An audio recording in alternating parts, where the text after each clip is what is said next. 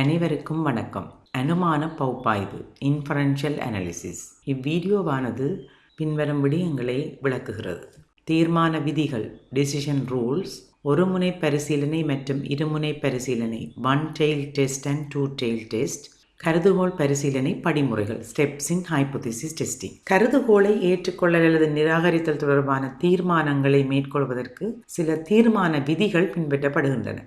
அத்தீர்மான விதிகளானது இரண்டு வகைப்படும். ஒன்று, நிகழ்தகவு மட்டத்தை அடிப்படையாக கொண்டு பூஜ்ய கருதுகோளை ஏற்றுக்கொள்ளல் அல்லது நிராகரித்தல். இங்கே தரவு பரம்பலில் ஆய்வாளர்கள் பூஜ்ய கருதுகோளை ஏற்றுக்கொள்வதற்கான ஒரு நம்பிக்கை நிலையை கொண்டிருப்பார்கள். அதேவேளை பூஜ்ய கருதுகோளை நிராகரிப்பதற்கான ஒரு நிகழ்தகவு மட்டம், அது பொருண்மை மட்டம் எனப்படும். உதாரணமாக, பூஜ்ய கருதுகோளை ஏற்றுக்கொள்வதற்கு 95% நம்பிக்கை நிலை காணப்படுமாக இருந்தால், பூஜ்ய கருதுகோளை நிராகரிப்பதற்கான நிகழ்தகவு பொருண்மை மட்டம் 5% காணப்படும். அதேவேளை பூஜ்ய கருதுகோளை ஏற்றுக்கொள்வதற்கான நம்பிக்கை மட்டம் 99% காணப்பட்டால், பூஜ்ய கருதுகோளை நிராகரிப்பதற்கான பொருண்மை மட்டம் 1% காணப்படும். அதேவேளை பூஜ்ய கருதுகோளை ஏற்றுக்கொள்வதற்கான நிகழ்தகவு மட்டம் நம்பிக்கை நிலை 90% காணப்படும் போது, பூஜ்ய கருதுகோளை நிராகரிப்பதற்கான பொருண்மை மட்டம் 10% காணப்படும். இவ்வாறு பல்வேறு நம்பிக்கை நிலைகளை அடிப்படையாக கொண்டு கருதுகோள்களை பரிசீலனை செய்ய முடியும்.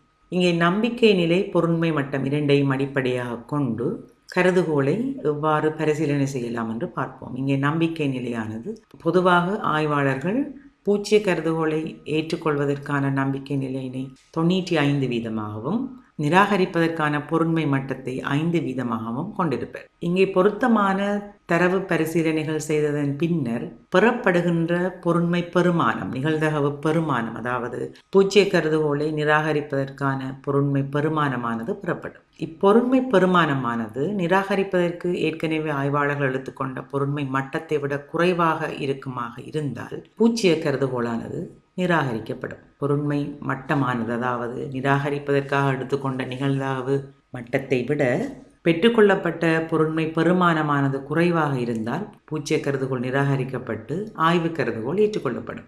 மாறாக, பகுப்பாய்வின் போது பெறப்பட்ட பொருண்மை பெருமானமானது அதிகமாகவும் பூஜ்ய கருதுகோளை நிராகரிப்பதற்கான பொருண்மை மட்டம் குறைவாகவும் காணப்படுமாக இருந்தால் பூஜ்ய கருதுகோளை நாம் ஏற்றுக்கொள்ள முடியும். அடுத்ததாக இரண்டாவது தீர்மான விதியை பற்றி பார்ப்போம். பூஜ்ய கருதுகோளை ஏற்றுக்கொள்ளும் பரப்பையும் நிராகரிக்கும் பரப்பையும் அடிப்படையாக கொண்டு எவ்வாறு கருதுகோள்களை பரிசீலனை செய்ய முடியும் என்பது. இங்கே நாம் ஏற்றுக்கொள்வதற்கான நம்பிக்கை நிலை, நிராகரிப்பதற்கான பொருண்மை மட்டத்தை அடிப்படையாக கொண்டு முதல் எவ்வாறு கருதுகோள் பரிசீலனை செய்யலாம் என்று பார்த்தோம். இந்த ஏற்றுக்கொள்ளும் அந்த நம்பிக்கை நிலையையும் நிராகரிக்கின்ற பரப்பையும், ஏற்றுக்கொள்ளும் பரப்பையும் நிராகரிக்கும் பரப்பையும் பிரிக்கின்ற முக்கிய பெறுமதி, கிரிட்டிக்கல் வேல்யூவை அடிப்படையாக கொண்டு கருதுகோள் பரிசீலனை செய்வது இந்த இரண்டாவது தீர்மான விதியாகும்.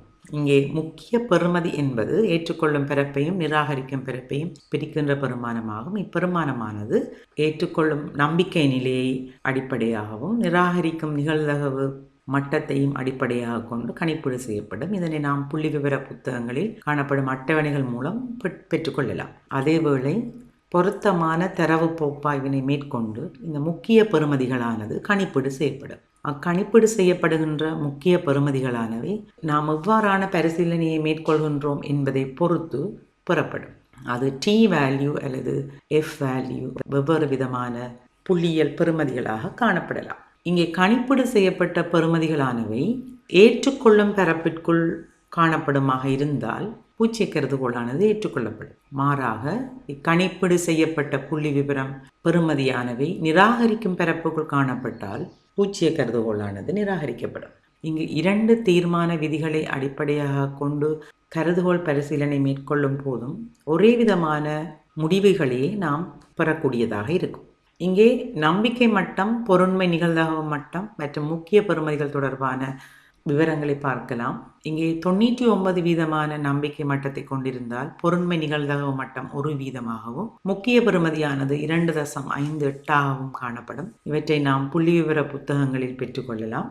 அதேவேளை நம்பிக்கை மட்டம் 98 வீதமாக இருக்கும்போது பொருண்மை நிகழ்தகவு 2 வீதமாகவும் முக்கிய பெறுமதி 2.33ஆகவும் 95 வீதமான நம்பிக்கை மட்டத்தை கொண்டிருக்கும் போது பொருண்மை நிகழ்தகவு 5 வீதமாகவும் முக்கிய பெறுமதி 1.96ஆகவும் காணப்படும். அதே போல நம்பிக்கை மட்டம் 90 வீதமாக காணப்படும் போது பொருண்மை நிகழ்தகவு மட்டம் 10 வீதமாகவும் முக்கிய பெறுமதியானது 1.64ஆகவும் காணப்படும். இங்கே முக்கிய பெறுமதிகள் தரப்பட்டிருக்கின்றன. தரவு பகுப்பாய்வின் போது நாம் பெற்றுக்கொள்கின்ற புள்ளியியல் விவரங்களை அடிப்படையாக கொண்டு அந்த புள்ளியியலானது ஏற்றுக்கொள்ளும் பரப்புக்குள் காணப்படுகிறதா அல்லது நிராகரிக்கும் பரப்புக்குள் காணப்படுகிறதா என்பதை கொண்டு நாம் கருதுகோள் பரிசீலனையை மேற்கொள்ள முடியும். அல்லது நாம் எடுத்துக்கொண்ட பொருண்மை மட்டம் என்ன, நாம் பெற்றுக்கொண்ட பொருண்மை பெருமானம் என்ன, அதனை ஒப்பீடு செய்தும் நாம் கருதுகோள் பரிசீலனையை மேற்கொள்ள முடியும். அடுத்ததாக ஒருமுனை பரிசீலனை மற்றும் இருமுனை பரிசீலனை தொடர்பான விளக்கத்தை பார்க்கலாம். இங்கே ஒருமுனை பரிசீலனை என்பது நிராகரிக்கின்ற பரப்பு ஏதாவது ஒரு பக்கத்தில் வலப்பக்கம் அல்லது இடப்பக்கத்தில் காணப்படுவதாக இருக்கும். இங்கே உதாரணத்தை பார்த்தால் ஒரு நிறுவனம் ஒன்று பூச்சிய கருதுகோளை எடுத்திருக்கிறது. அதாவது தான் உற்பத்தி செய்கின்ற மொத்த பால்மா பாக்கெட்டுகளின் சராசரி நிறையானது 100 கிராமிலும் குறைவாக காணப்படும் என்கின்ற ஒரு அனுமானிப்பை கொண்டிருக்கிறது. அவர்களுடைய அனுமானிப்பு 100 கிராமை விட குறைவாக உள்ளது. இந்த பூச்சிய கருதுகோளை நாம் நிராகரிப்பதற்கான பகுதியானது இந்த 100லும் அதிகமான இலக்கங்கள் பரம்பி இருக்கின்ற வலது பக்கத்தில் காணப்படும். அதே போல இந்த பூச்சிய கருதுகோளானது வேறு விதமாக எழுதப்பட்டால், அதாவது மொத்த பால்மா பாக்கெட்டுகளின் சராசரி நிறையானது 100 கிராமிலும் அதிகமாக காணப்படும் என்கின்ற இந்த அனுமானிப்பை எடுத்துக்கொண்டால் இந்த பூச்சிய கருதுகோளை நாம் நிராகரிப்பதற்கான பகுதியானது இந்த 100லும் குறைவான இலக்கங்கள் பரம்பி இருக்கின்ற இடது பக்கத்தில் அமைந்திருக்கு. எனவே ஒருமுனை பரிசீலனை என்பது நிராகரிக்கும் பரப்பானது வலப்பக்கத்திலோ அல்லது இடப்பக்கத்திலோ காணப்படும் போது ஒருமுனை பரிசீலனையை மேற்கொள்வோம். மாறாக இருமுனை பரிசீலனை என்பது இந்த பூச்சிய கருதுகோளை நிராகரிப்பதற்கான பரப்பு வலப்பக்கத்திலும் இடப்பக்கத்திலும் காணப்படும், 2 பக்கத்திலும் காணப்படும். உதாரணமாக ஒரு நிறுவனம் தனது மொத்த பால்மா பாக்கெட்டுகளின் சராசரி நிறையானது 100 கிராமுக்கு சமமாக உள்ளது என்கின்ற ஒரு அனுமானத்தை கொண்டுள்ளது. இவ்வனுமானமானது நிராகரிக்கப்படுவதற்கான பகுதி தரவு பரம்பலில் உள்ள 100 கிராமிலும் அதிகமான மற்றும் 100 கிராமிலும் குறைவான 2 பகுதிகளிலும் காணப்படும்.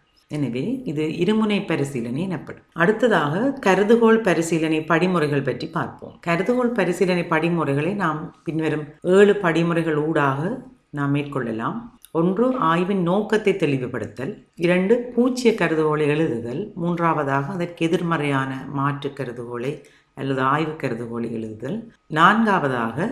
பூச்சிய கருதுகோளை ஏற்றுக்கொள்வதற்கான நம்பிக்கை மட்டம், பொருண்மை நிகழ்தகவு மட்டம் என்ன, அதனை நிராகரிப்பதற்கான நிகழ்தகவு நாம் இந்த அளவில் எடுத்திருக்கிறோம்.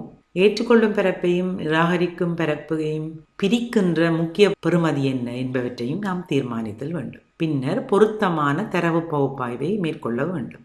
பின்னர் இந்த பொருத்தமான தரவு பகுப்பாய்வின் மூலம் நாம் பெற்றுக்கொண்ட வெளியீடுகளின் அடிப்படையில் பொருண்மை பெருமானம் என்ன, கணிப்பீடு செய்யப்பட்ட பொருண்மை பெருமானம் என்ன, ஏற்றுக்கொள்ளும் பரப்பையும் நிராகரிக்கும் பரப்பையும் பிரிக்கின்ற டி ஸ்டாட்டிஸ்டிக்கோ எஃப் ஸ்டாட்டிஸ்டிக் புள்ளியியல் என்பவை என்ன என்பதை அடையாளம் காணுதல் வேண்டும். பின்னர் பூச்சிய கருதுகோளை ஏற்றுக்கொள்வதா அல்லது நிராகரிப்பதா என்கின்ற முடிவை மேற்கொண்டு நாம் அதன் அடிப்படையில் முடிவுகளை எழுதிக் கொள்ளலாம். இங்கே கருதுகோள் பரிசீலனையை மேற்கொள்வதற்கான படிமுறையை நாம் ஒரு உதாரணத்தின் மூலம் விளங்கிக் கொள்ளலாம். உதாரணமாக ஒரு நிறுவனம் குழந்தைகளுக்கான பால்மா பாக்கெட்டுகளை உற்பத்தி செய்கிறது.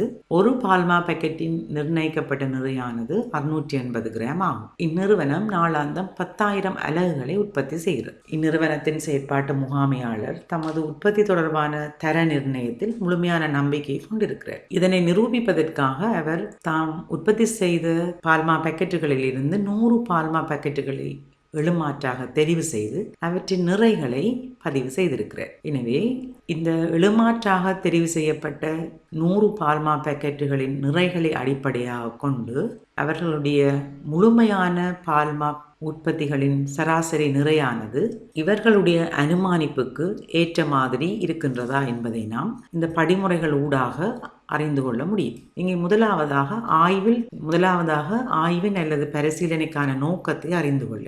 அதாவது இங்கே நிறுவன பால்மா பாக்கெட்டுகளின் உத்தேச நிறையினை 680 கிராமை சரிபார்த்து உறுதி செய்தல் தான் நமது நோக்கம். இதற்கான பூச்சிய கருதுகோளை நாம் எழுதுதல் வேண்டும்.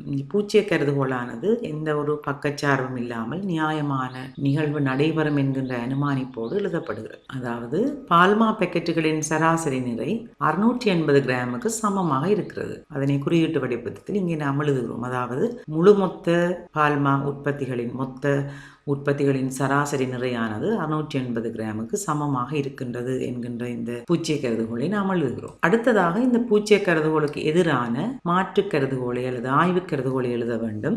அந்த ஆய்வு கருதுகோளானது பூச்சிய கருதுகோளுக்கு எதிரானதாகும். எனவே பால்மா பாக்கெட்டுகளின் சராசரி நிறையானது 680 கிராமுக்கு சமமற்றது என்கின்ற ஒரு அனுமானிப்பை நாம் ஆய்வு கருதுகோளாக எழுதுகிறோம். அடுத்ததாக நாம் பூச்சிய கருதுகோளை ஏற்றுக்கொள்வதற்கான நம்பிக்கை மட்டம் என்ன, நிராகரிப்பதற்கான பொருண்மை நிகழ்தகவு மட்டம் என்ன, முக்கிய பெறுமதி என்ன என்பதை தீர்மானித்தல் வேண்டும். பொதுவாக ஆய்வாளர்கள் 95% நம்பிக்கை நிலையினை கொண்டிருப்பார்கள் பூச்சிய கருதுகோளை ஏற்றுக்கொள்வதற்கு.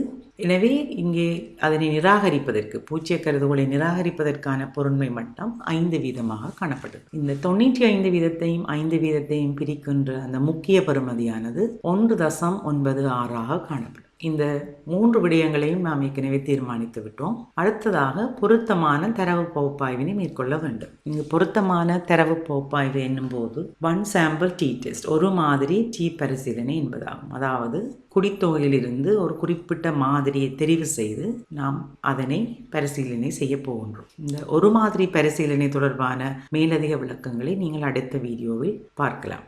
ஒரு மாதிரி டி பரிசீலனையின் மூலம் நாம் பெற்றுக்கொண்ட முடிவுகளை இங்கே பார்ப்போம். இங்கே கணிப்பீடு செய்யப்பட்ட பொருண்மை பெறுமானமானது 0.004 டி ஸ்டாட்டிஸ்டிக், அதாவது ஏற்றுக்கொள்ளும் பரப்பையும் நிராகரிக்கும் பரப்பையும் பிரிக்கும் முக்கிய பெறுமானம் கணிப்பீடு செய்யப்பட்டது 2.994 காணப்படுகிறது. இப்போது நாம் பூச்சிய கருதுகோளை ஏற்றுக்கொள்வதா அல்லது நிராகரிப்பதா என்கின்ற தீர்மானத்தை எடுக்க முடியும். இங்கே நாம் ஏற்கனவே பூச்சிய கருதுகோளை நிராகரிப்பதற்கான நிகழ்தகவாக 5%, அதாவது 0.05 நிகழ்தகவு பெறுமானத்தை வைத்திருக்கிறோம். ஆனால் பரிசீலனையின் போது நாம் பெற்றுக்கொண்ட நிகழ்தகவு மட்டமானது 0.004 காணப்படுகிறது. இது 0.05 விட குறைவானதாகும். எனவே நாம் எடுத்துக்கொண்ட பூச்சிய கருதுகோளை நிராகரிப்பதற்கான நிகழ்தகவை விட நாம் பெற்றுக்கொண்ட பொருண்மை பெறுமானமானது குறைவாக காணப்படுது. எனவே நாம் பூச்சிய கருதுகோளை நிராகரித்து மாற்று கருதுகோளை ஏற்றுக்கொள்ளல் வேண்டும். அதேவேளை கணிப்பீட்டின் போது பெறப்பட்ட இந்த டி ஸ்டாட்டிஸ்டிக் புள்ளியியலானது முக்கிய பெறுமானமானது, அதாவது ஏற்றுக்கொள்ளும் பரப்பையும் நிராகரிக்கும் பரப்பையும் பிரிக்கின்ற அந்த பெறுமானமானது நிராகரிக்கும் பரப்புக்குள் காணப்படுகிறது 2.994. இது 1.96 விட அதிகமாகவும் அதே நேரம் அது நிராகரிக்கும் பரப்புக்குள்ளும் காணப்படுவதால் பூச்சிய கருதுகோளை நாம் நிராகரித்தல் வேண்டும். இங்கே நாம் பூச்சிய கருதுகோளை நிராகரித்து மாற்று கருதுகோள் அல்லது ஆய்வு கருதுகோளை ஏற்றுக்கொண்டிருக்கிறோம். இதன் மூலம் நாம் பெற்றுக்கொண்ட முடிவு யாதெனில், இந்நிறுவனத்தினால் உற்பத்தி செய்யப்படுகின்ற பால்மா பாக்கெட்டுகளின் நிறையானது நியம அளவான 680 கிராமுக்கு சமமாக இல்லை என்கின்ற முடிவாகும். இந்த நிறையானது வேறுபாட்டினை கொண்டிருக்கிறது. எனவே இந்த முடிவினை அடிப்படையாக கொண்டு குறிப்பிட்ட நிறுவனத்திற்கு நாம் சில பரிந்துரைகளை மேற்கொள்ளலாம். அதாவது இந்நியம நிறையினை சீரமைப்பதற்கான தரக்கட்டுப்பாட்டு முகாமைத்துவத்தை இந்த நிறுவனம் அறிமுகம் செய்ய வேண்டும். ஏனென்றால் பால்மா பாக்கெட்டுகளின் நிறையில் வேறுபாடுகள் காணப்படுகின்றன. அதேவேளை இவ்வேறுபாடுகள் ஏன் காணப்படுகின்றது, அதற்கான காரணங்கள் என்ன என்பதை இந்த நிறுவனம் அறிந்து கொள்ளல் அவசியமாகும்.